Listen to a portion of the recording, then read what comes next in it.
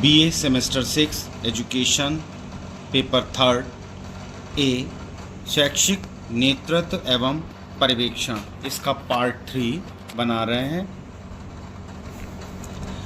Question number 55, शिक्षा के लिए धन की आवश्यकता क्यों होती है? इसके 4 ऑप्शंस हैं। छात्रवृत्ति और अन्य वित्तीय सहायता प्रदान करने के लिए, दूसरा है शिक्षकों को वेतन एवं अन्य आर्थिक सहायता प्रदान करने के लिए, तीसरा है भवनों और उपकरणों के निर्माण और रखरखाव के लिए, और चौथा है उपरोक्त तीनों। तो इसका सही आंसर है उपरोक्त तीनों। 56 क्वेश्चन नंबर, शिक्षा के लिए धन का वितरण कैसे किया जाता है? पहला है बाजार तंत्र के माध्यम से, दूसरा सरकारी नीति के माध्यम से, तीसरा उपरोक्त दोनों माध्यम से, मतलब बाजार तंत्र और सरकारी नीति के माध्यम से, और चौथा है उपरोक्त में से कोई नहीं।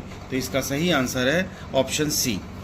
क्वेश्चन नंबर 57, शिक्षा में निवेश के निम्नलिखित दिए गए लाभों में से कौन से लाभ सही हैं? पहला है ये निर्धनता को कम करने में सहयोग करता है, दूसरा यह रोजगार के विभिन्न अवसरों को उत्पन्न करता है, तीसरा यह सामाजिक आर्थिक विकास को बढ़ावा देता है, चौथा उपरोक्त तीनों कथन सही हैं। इसका सही आंसर है उपरोक्त तीनों कथन सही हैं। क्वेश्चन नंबर 58, शिक्षा में वित्तीय स्रोतों के प्रबंधन में पारदर्शिता और जवाबदेही कैसे सुनिश्चित कर सकते हैं? पहला ऑप्शन है नागरिक निगरानी के माध्यम से, दूसरा सामाजिक सेवा परीक्षण के माध्यम से, तीसरा सूचना के अधिकार अधिनियम के माध्यम से, आरटीआई द्वारा, आरटीआई को राइट टू इन्फॉर्मेशन इसका फुल फॉर्म है, चौथा है उपरोक्त तीनों माध्यम को दृष्टिगत रखते हुए प्रबंधन में पारदर्शिता और जवाबदेही सुनिश्चित कर सकते हैं। तो उपरोक्त तीनों माध्यम से हम पारदर्शिता और जवाबदेही सुनिश्चित कर सकते हैं। Option D is the correct option. Question number 59 है, शैक्षिक वित्त से क्या अभिप्राय है? पहला ऑप्शन है विद्यालय की वित्तीय संरचना, दूसरा शिक्षा के लिए धन व्यवस्था, तीसरा शिक्षा संस्थानों का व्यवस्थित प्रबंधन, चौथा शिक्षा नीतियों की वित्तीय आपूर्ति। इसका सही आंसर है शिक्षा क्षेत्र के लिए धन व्यवस्था। क्वेश्चन नंबर 60 है, शिक्षा के लिए वित्तीय संसाधनों के मुख्य स्रोत निम्नलिखित में से कौन से हैं?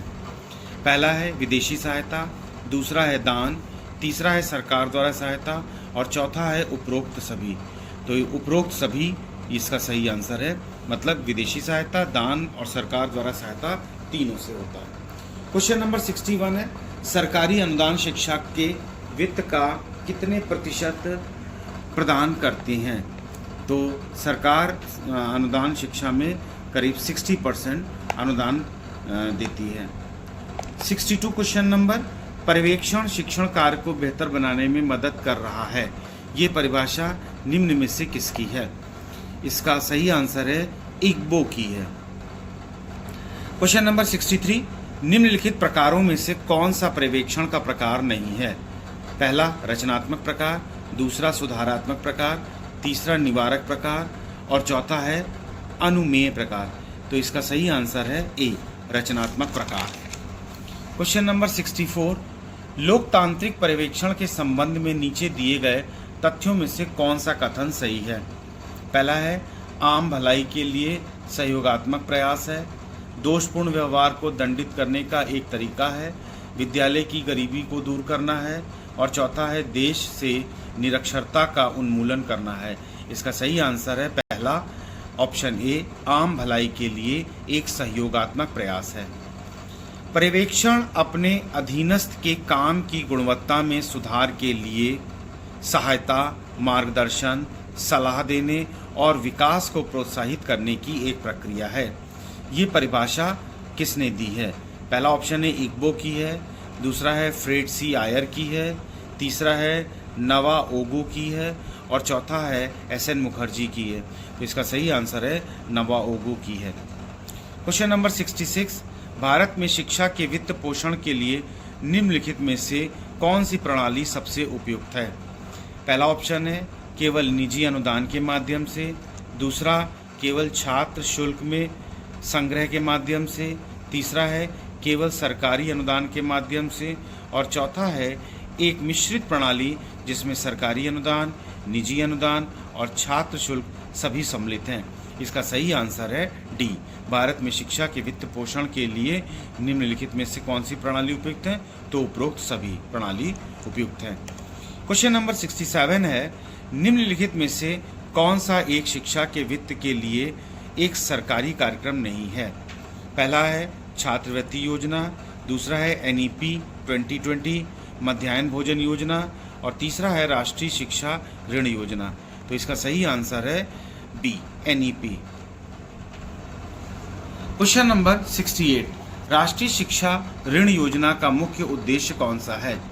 पहला ऑप्शन है छात्रों के आर्थिक बोझ को कम करना, दूसरा छात्रों को शिक्षा के खर्चों को पूरा करने में मदद करना, तीसरा है छात्रों को उच्च शिक्षा प्राप्त करने के लिए प्रोत्साहित करना, और चौथा उपरोक्त सभी। इसका सही आंसर है उपरोक्त सभी। क्वेश्चन नंबर 69 है, राष्ट्रीय शैक्षिक योजना तथा प्रशासन संस्थान निम्न में से किस शहर में स्थित है? इसका सही आंसर है नई दिल्ली में स्थित है। क्वेश्चन नंबर 70, शिक्षा में निवेश से संबंधित उपागम को किस नाम से जाना जाता है? पहला लागत लाभ उपागम, दूसरा लागत प्रभावशीलता उपागम, तीसरा प्राप्ति दर उपागम, और चौथा है उपरोक्त तीनों। तो इसका सही आंसर है उपरोक्त तीनों। शैक्षिक नियोजन के कौन कौन से उपागम हैं? पहला है मानव संसाधन विकास उपागम, सामाजिक न्याय उपागम, और तीसरा है सामाजिक मांग उपागम। इसका भी सही आंसर है उपरोक्त तीनों, इसके सही आंसर है। तो option D is the correct option. Question number 72 है, शिक्षा के लिए वित्तीय संसाधनों को बढ़ाने के लिए किन उपायों का उपयोग किया जाता है? पहला ऑप्शन है करों में वृद्धि के लिए, दूसरा है निजी क्षेत्र की भागीदारी को सुनिश्चित करने के लिए, तीसरा है शिक्षा के लिए अधिक सरकारी आवंटन, और चौथा उपरोक्त सभी। इसका सही आंसर है उपरोक्त सभी, अर्थात करों में वृद्धि के लिए, निजी क्षेत्र की भागीदारी को सुनिश्चित करने के लिए, और शिक्षा के लिए अधिक सरकारी आवंटन के लिए। तो इस प्रकार से इस थर्ड ए पेपर के पार्ट 3 में हमने 55 से लेकर 72 क्वेश्चन तक बनाए हैं। ये BA सेमेस्टर का शैक्षिक नेतृत्व एवं पर्यवेक्षण पेपर है, थर्ड ए ऑप्शनल पेपर है। जिसके पास मेजर 2 में एजुकेशन है उसको ये पेपर नहीं देना है, मेजर 1 वालों को देना है। उसमें भी 2 पेपर हैं, चाहे थर्ड ए लीजिए चाहे थर्ड बी लीजिए। थर्ड बी में एडवांस स्टैटिस्टिक्स है, तो और इसमें शैक्षिक नेतृत्व एवं पर्यवेक्षण है। जिसका जो पेपर हो उस हिसाब से तैयार करेगा। और इस प्रकार से पार्ट 3 तक हमने 72 क्वेश्चन निर्मित कर दिए हैं।